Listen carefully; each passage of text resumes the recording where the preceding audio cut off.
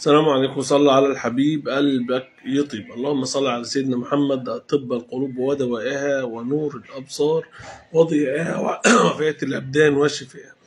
اللهم صل على سيدنا محمد النبي الأمي وعلى آله وصحبه وسلم. صل صلاة كاملة وسلم سلاما تاما على نبي تنحل به العقد وتنفرج به الكرب وتقضى به الحوائج وتنال به الرغائب وحسن الخواتيم ويستسقى الغمام لوجهه الكريم. اللهم صل على سيدنا محمد. صل على الحبيب قلبك يطيب. أزمة شلبي بقى يا جماعة مصدر من الزمالك يكشف لي في أزمة شلبي. كشف مصدر من نادي الزمالك عن كواليس استبعاد مصطفى شلبي من مباراة الأهلي وتغريمه بسبب اعتراضه على التبديل في مباراة مودرن سبورت. قال المصدر في الزمالك: هناك جلسة جمعت بين البرتغالي بيسيرو مدير عبد الواحد السيد عقب مباراة الزمالك مع المودر في الكاس، وتم اتفاق خلال الجلسة توقيع عقوبة مالية ضد مصطفى شلبي كإجراء إداري تأديبي. وأوضح بيسيرو استبعاد شلبي في المباراة المقبلة من الأهلي لسبب انضباطي بسبب اعتراضه على التبديل بين الشوطين في مباراة مودرن سبورت، وعن حذف مصطفى شلبي لجملة لاعب نادي الزمالك وتبديل صورته الشخصية على الانستجرام بصورة سوداء. قال: لا تعليق على ذلك، التركيز الآن على مباراة القمة ولا نفكر في أي شيء آخر.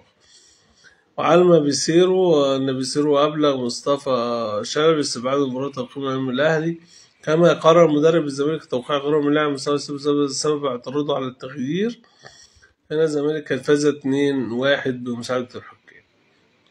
طبعا والزمالك في المركز الثالث ب32 نقطة بفرق 10 نقاط على الأهرام بيراميدز. طبعا منسي حظه حلو على الأهلي، بس يبدو أنه هو مش هيلحق، فاختبار أخير يحدد مصير ناصر منسي على القمة. يواجه ناصر منسي مهاجم الزمالك خطر الغياب عن قائمة الفريق مواجهة الأهلي في الجولة الأولى من المرحلة الثانية. أن منسي يشكو من العضلة الضامة وكذلك يعاني من وعكة صحية، وسيخضع للاعب لاختبار طبي أخير غدا أو اليوم الاثنين لتحديد موقفه من قمة الثلاث 11 مارس. كنا برضو قفشة ممكن يغيب، برضو كنا بنقول ممكن يلحق، لكن هو كده يعني احتمال كبير يغيب. وغاب المهاجم عن مباراة مودرن سبورت. كما يستمر غياب الجناح التونسي أحمد الجفالي للإصابة، وينافس الزمالك في المتوقع على ألقاب بطولات الدوري والكاس وكاس مصر وكاس العاصمة. طبعا في لعيب تاني اسمه محمود جهاد، كان لعيب جايبينه من فاركو. طبعا تضاء الفرص اللحاق محمود جهاد بمباراة القمة، فإن لاعب الوسط لن يكون متاحا في القمة لعدم جاهزيته الكاملة، وبدأ اللعب في المشاركة بشكل تدريجي بدأ من الأحد، وخضع محمود جزء من التدريبات مع وقت زمنية التجهيز والمشاركة في التدريبات الجماعية بشكل تدريجي. يؤدى لاعب الوسط مجموعة من التدريبات التأهيلية تحت إشراف على رجب مخطط الأحمال البدنية، وتعرض جهاد للإصابة في العضلة الخلفية خلال المران الختامي للزمالك قبل مواجهة بتروجيت. طبعا هو كان جاي من فاركو. الأهلي بيقول مصدر في الأهلي إن إحنا طلبنا حكام أجانب، واتحاد الكرة لسه ما قالش. واتحاد الكرة عمال يقول هيعمل محمود بسيوني ولا مين، وكان بيقول الحنفي، وكان بيقول أكتر من حد. لكن اتحاد الكرة الحكام الدوليين تقريبا رايحين أفريقيا في اجتماع فمش فاضيين، فبيقولوا في بسيوني وفي ناجي وفي حمادة القلاوي وفي كمان طارق المجدي ومحمد الحنفي، بس يعني الأمور ضعيفة بالنسبة لهم. لكن أحمد الغندور في معسكر في كوت ديفوار، وأحمد الغندور في تونس، والحكام الآخرين في كوت ديفوار. الأهلي طلب بقى حكام أجانب ضروري جدا عشان الماتش ده هيفرق. ماشي. كشف مصدر من أن طلب تم تقديمه لاستخدام حكام أجانب لإدارة مباراة القمة أمام الزمالك يوم الثلاث بكرة إن شاء الله. تمام. يوم 11 مارس. تواصلنا مع أحمد دياب رئيس الرابطة، طلبنا حكام أجانب، وأوضح دياب أبلغ اتحاد الكورة ذلك بدور، لكن لم ينفذوا ذلك الطلب حتى الآن. إن شاء الله النهاردة بالليل كده أو آخر النهار العصر هيتقال. ممكن يقول لك الحكام جاية من بلجيكا إن شاء الله.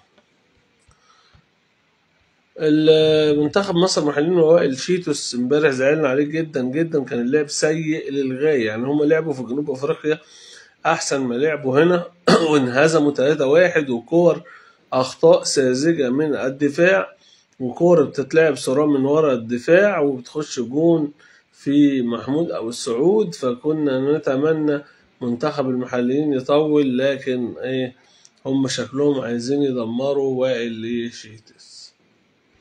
منتخب مصر بقى الكبير يا جماعة بقيادة الجنرال حسام حسن، مباراتي مصر ضد اثيوبيا وسيراليون على اون تايم سبورت.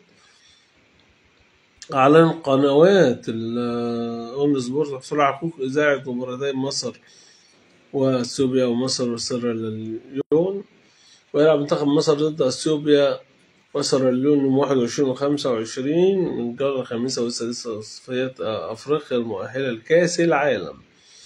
وتصدر منتخب مصر حاليا المجموعة الأولى برصيد 10 نقاط، ويأتي منتخب غينيا بيساوي في الرصيد تاني 6 نقاط. تمام. وننتظر إن يعلن حسام حسن مدير الفني منتخب بس قائمة أكيد بعد ماتش القمة. كان منتخب مصر ناجح في التأهل لكأس الأمم الأفريقية في المغرب، ويقع منتخب مصر في المجموعة الثانية مع جنوب أفريقيا وانتقم بقى للمحليين يا حسام، وأنجولا وزيمبابوي.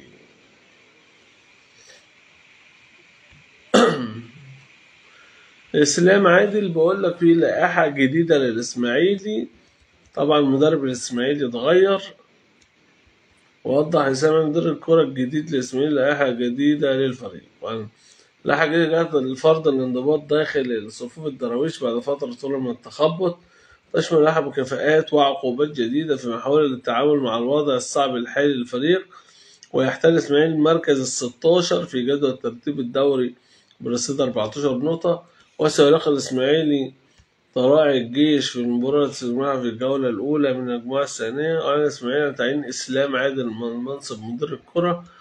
وخاض عادل فترة معيشة إدارية في نوتنغهام فورست في إنجلترا، كما كان يتولى منصب مدير الإداري الرياضي لافيينا، كما سبق له العمل في مصر المقاصة ومدير أكاديمية نادي وادي دجلة.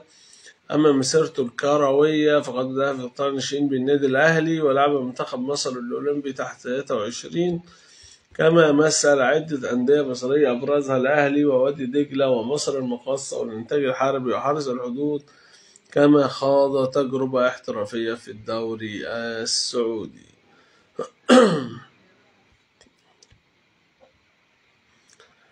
فربنا يوفق كده. عايزين نشوف النتائج بتاعت مباريات اليوم بقى. النهارده هنشوف مباريات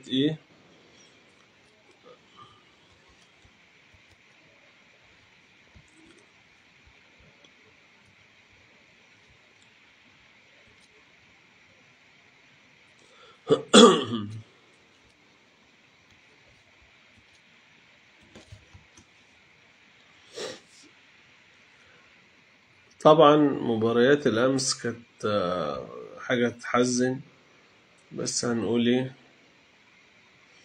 مباراة اليوم النصر في دوري آسيا النصر مع استقلال طهران، ويست هام يونايتد مع نيوكاسل يونايتد، لاتسيو مع أودونيزي، وإسبانيول وجيرونا في الدوري الأسباني، وبشكتاش وغازي عنتاب في الدوري التركي، والسد والوصل في دوري أبطال آسيا، وفاماليس وريو آفي في الدوري البرتغالي. مباريات الأمس مانشستر يونايتد اتعادل مع أرسنال 1-1.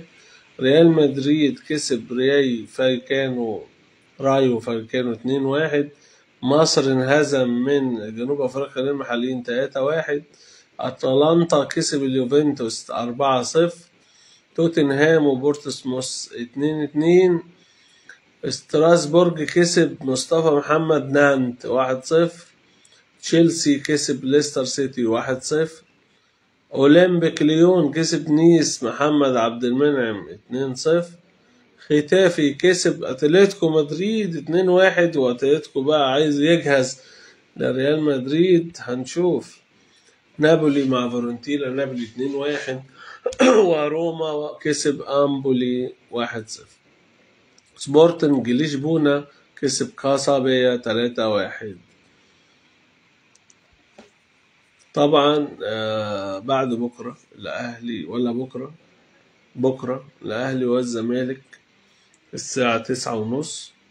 وفي الساعة 10 ليفربول وباريس سان جيرمان دوري أبطال أوروبا، وهيبقى في ماتشات من برشلونة وبنفيكا، باير ليفركوزن وباير ميونشن انتر وفاينورد، مودرن سبورت وسموحة، الجونة والاتحاد، حرس والحدود وبتروجيت، والأهلي السعودي والريان ماشي في دوري أبطال آسيا، والهلال السعودي بختكور في دوري أبطال آسيا، ودوري المحترفين ومنتخب السويس وطنطا والسكة الحديد والمنصورة والقناة ورايا الرياضي والترسانة وديروتو سبورتنج.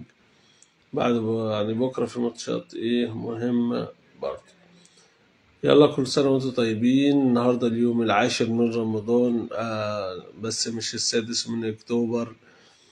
يلا ذكرى انتصار مصر العظيم 10 من رمضان. بنشكر كل الجنود البواسل وجيش مصر العظيم وشرطة مصر، وكل سنة وانتم طيبين قيادات مصر السياسية والرئيس عبد الفتاح السيسي.